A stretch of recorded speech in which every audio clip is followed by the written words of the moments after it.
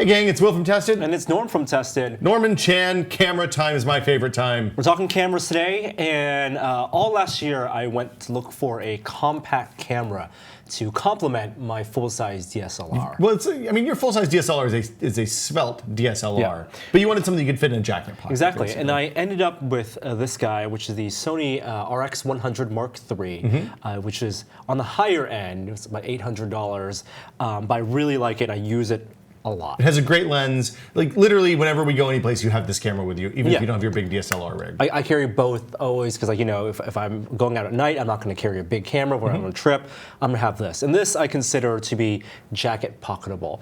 When Sony launched this originally, the RX series, it was a 1-inch type sensor, the same as the Nikon small 1-inch type sensors.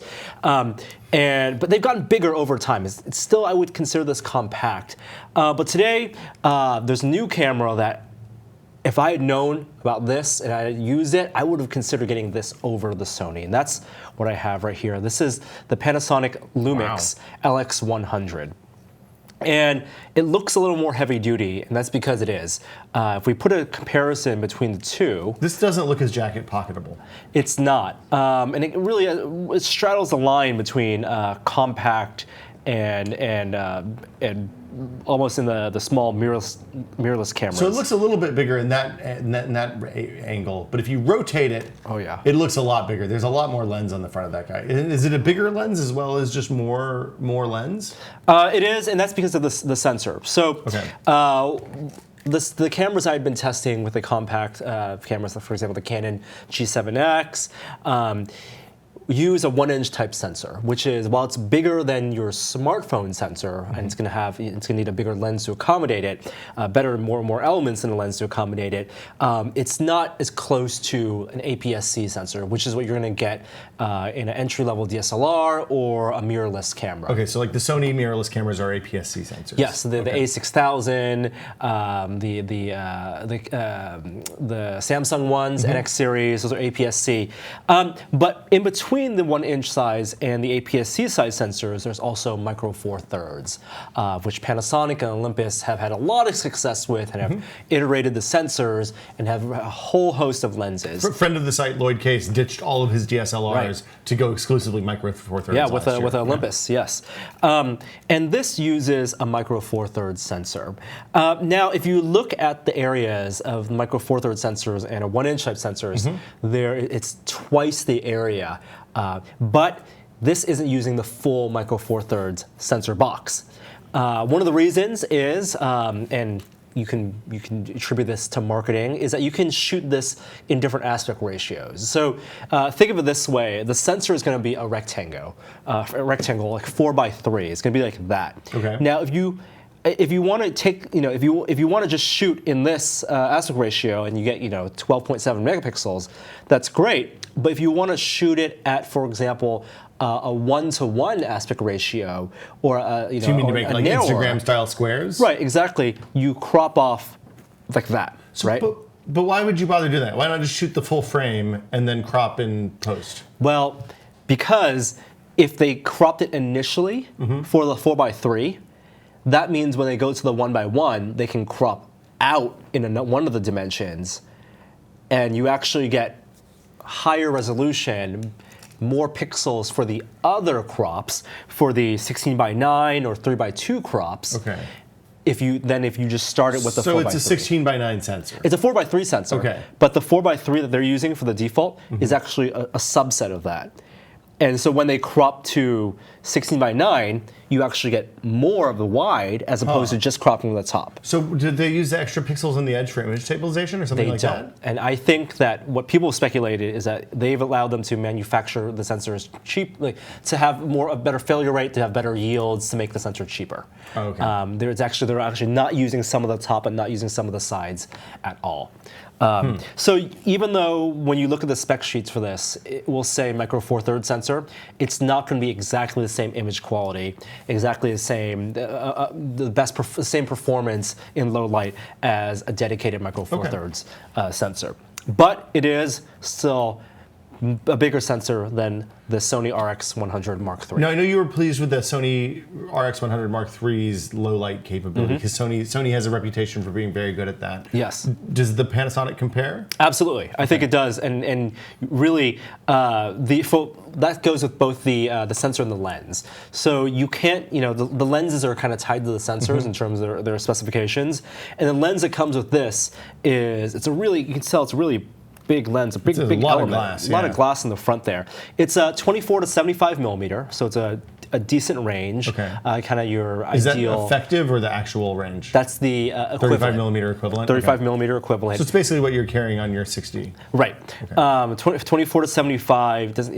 And it goes from f1.7 to f2.8. Now that's the thing that's not going to be exactly equivalent to any other sensor size. Right. Because your aperture is tied to the sensor. It's a ratio that is in relation to the sensor. Okay. But this being able to open to f1.7 at its widest means that it is a pretty wide. It's a pretty open lens. For this kind of camera, you get lots of bokeh. Yeah, and so one of the things that you really also don't see in specs is, when you say this is a 24 to 75 millimeter f1.7 f2.8, on paper that means that I can zoom at its widest, and I'll show you its widest.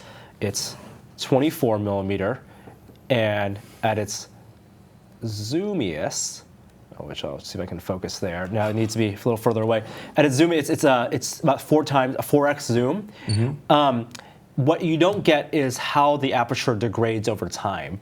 Now at its widest, it will be able to shoot at f1.7. That makes sense because it's an f1.7 to f2.8. But how does that aperture close up as you get to 75?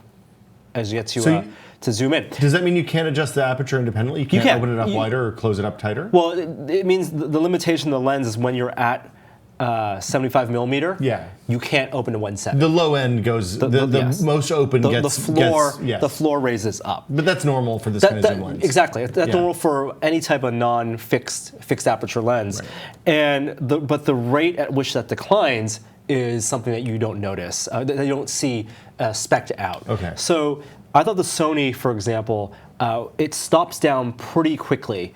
This one opens up, but once to f1.8, but once you zoom in just a little bit, I'm actually running this. I was running an application before, but once you zoom in, it actually stops into f2.8 pretty quickly. Okay.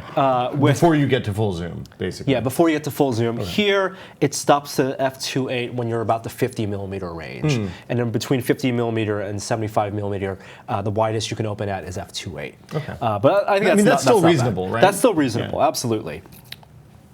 So you have that. Like I said, it's a 12.7 megapixel sensor, which is actually, we don't talk about megapixel wars anymore, but there is a value at a certain point to having more pixels in the sensor. Assuming you have like a good low noise sensor and all that stuff, right? Right. Obviously, the fewer the megapixels, the bigger the actual pixels are, which is good for when you're taking low light shots. And this takes fantastic low light shots. With only 12.7 megapixels, the pixels are actually pretty big. Substantially larger. Yeah, but if you're doing something like landscapes, for example, and you want to be able to crop into a landscape to see details, you're not going to get as many details with that as you would like a 20 megapixel sensor. So like broad blades of grass may not be as visible. Or details in buildings, windows in buildings in the distance. But I think this one, with this range, I thought it would make for a really good macro and portrait lens. Portrait camera. So other things that we talk about, the lens and the sensor. So it's really about the performance. What can you do with this camera? What kind of pictures can you take? Now, autofocus I thought was very fast. It uses contrast-based autofocus. There's no phase detect on the sensor, but there are about 50 different points of phase detect or face detect. Phase detect. Okay. Yeah, no, it's not phase detection, but there is face detection. Okay. And I thought the autofocus was actually really not only fast but accurate. So we tested this out with people moving on. Oh, there it goes. Yep, no problem. And it knows to pick your face. They're not seeing that, yeah. but that's okay. The amount of time it takes for it to register, you can hear the beeping. It's pretty instantaneous. Yeah, pretty instantaneous. Yeah, So that means you can take pictures of pets, small children running around, stuff like that. And you have all your same autofocus modes. You can track items. You can fix it, and you have focus assist. It'll zoom in for focus assist. ISO, it goes from ISO 100 all the way to pretty high. I think like 12,000. I didn't really shoot that high. I shot up to 3,200, 6,400. It starts getting pretty noisy, usable I think for web, but even up to ISO 3,200 at night, I was really impressed by the images. Okay. So that means you didn't need to shoot with a flash. At ISO 3200, you can shoot indoors with a fairly open aperture. Pretty wide open, and then natural light from like street lights or inside buildings, bar lighting, I thought was pretty good. Okay. And you mentioned flash, and that's interesting because there's actually no built-in flash. Oh, wow. So what you have in terms of features is there's a LCD in the back, a 3-inch LCD, resolution equivalent. It's basically a 640 by 480 LCD. It's not a touchscreen. I don't like that it's not articulated, actually. It's fixed, and that's one of the knocks against it. One of the things I love about these compact cameras is having an articulated LCD. Well, you can even flip it all the way up, so if you're shooting something and you wouldn't need to be on the other side of the camera, you can see this. Especially if I'm shooting video. Yeah. But this one is a fix. But there is an EVF. So it comes built in with the EVF. An electronic viewfinder? Electronic viewfinder. It's a pretty high resolution, I think equivalent 1024 by 768 viewfinder, and there's a sensor there. And you can... It looks really good. We're not going to try to put it up against the camera because you're not going to be able to see it. I ended up using the viewfinder like I do for bright daylight, reviewing photos. I used the viewfinder, and because this is articulate, I actually use the viewfinder more than I did the LCD. Did you find that? Camera. Is there a difference in battery life when you're using the viewfinder versus using the big screen on the back? It's negligible. Okay. This one is about, it's rated for about 350 photos with no flash. I got between like 280 to 300 photos before having to kill it. If I'm shooting 200 photos, I'm going to charge it. And 200 photos in a normal day, I thought it was pretty good. That's a lot of photos for a normal day. For a compact camera. But something I really love about this camera is the physical controls. I was going to say, that's the first thing that struck me, is it may be a big honkin' pocket camera, but it has an actual aperture ring, where an aperture ring would have been on a manual camera from the 70s, which really appeals to me. Yeah, and this is made of aluminum, feels really sturdy, has this nice mechanical clicky feel. There is no, many cameras have a PASM mode, right here, manual, program, aperture priority, shutter priority, and new digital photographers are used to that. But in the old days, you didn't have a PASM mode. All you had were these rings, and so you have the aperture ring, which is right here. It says 1.7 right there. And if you want to shoot in shutter priority, you turn aperture to auto. That's A right there. Wow. And then you manually hear the clickiness. You can stop this down. Some people I talk to, they can only shoot using this type of that's how. That's the way I love to shoot. That's how I learned to shoot. Film. This is how I like to shoot. Can you do partial stops, or is it is each click? Absolutely. Yep. The 2.4. Wow. I believe it's 1/3. Okay. You have 1/3 right so there. It's not. This is still a digital control. This isn't actually physically controlling the aperture rings on the camera. It's just an indication of it. Yes. Okay. And you can see that the equivalent, it shows up right there. That's really neat. So is there an ISO knob on the top too? There is no ISO knob. So what this is a shutter. Okay. So if you want to shoot an aperture priority, I leave the shutter at auto. Otherwise, it goes. You can have 1/4000th of a second. It actually goes even faster, and you can go to I think up to a 60-second shutter. But it goes all the way around, so you can actually see 4,000, and then you can actually go all the way up to use the dial here, 16,000. But if I wanted to have this turn, it automatically jumps back to where it was before. Here's auto. I love exposure compensation dial. So it lets me set the brightness of an image. I usually turn down 1/3 of a stop because I prefer having it a little darker. And exposure comp is just basically changing the way it exposes the image, right? It's saying, it changes the way it calculates ISO. High. Yeah, I don't need it to be this bright, so ISO doesn't need to be as high as it needs to be. Now there is no ISO dial, but you do have an ISO button right here. In the back, you have your standard ring control. Now, because I'm shooting, because normally this ring would control like aperture or ISO, but because you have physical controls for that, you don't need that, or aperture and shutter. So I will click though ISO, and it's on auto ISO right now. Auto ISO is a little funky because there is image stabilization. It actually errors on it being a little a slow shutter. So I'm going to stop this down to f4, for example, and have auto, and it's going to try to be 1/60th of a second. You can see that right there. Now, if I go to f11, you would think you need to bump the ISO pretty high to keep the shutter high, but you can see it actually turned that shutter down. Is it just to doing f1/6 of a second? Oh, okay. So it's making That's pretty slow. questionable choices. Questionable choices with an auto ISO because it thinks that it can be the optical stabilization is good enough. I mean, presumably, if you're going to get in, so presumably the auto settings should be the easiest settings to take a quality picture, right? Yeah, and I think that if you turn auto ISO for this and gave it to someone and they didn't know that it erred on slow shutter, they would get a lot of blurry photos. At least at first. And you can't auto ISO, you can't set threshold to say that I don't want the shutter to go ever below. Oh, you can do that? You cannot. Oh. You cannot. Yeah, some cameras you can, this one you can't. There is a quick menu here, so I will press that and let you change, your image quality. It will save RAW, which is very important. Your autofocus, your focus areas. There's a video recording mode, which we'll talk about in a second. Your white balance, your sensitivity metering. How was the white? Did it have trouble with white balance when you're going in and out of like weird lighting situations, or it seemed okay? I really don't even think about white balance these days because I shoot in RAW, and everything in terms of white balance is done after the fact. So then you fix it in Lightroom. Yeah, everything is done. Everything is done after the fact for white balance. Metering I thought was fine. Are those buttons configurable, or do They you? are. Okay. Yeah, the Q button is configurable. Play button here. You have display buttons, and then there's a function button that's also programmable. And then the 5-way D-pad thing is configurable as well, or no? I mean, I noticed the labels are screen printed on, so I kind of So assumed they are. ISO, white balance here, and then your menu, and then your shooting mode, so multiple shots.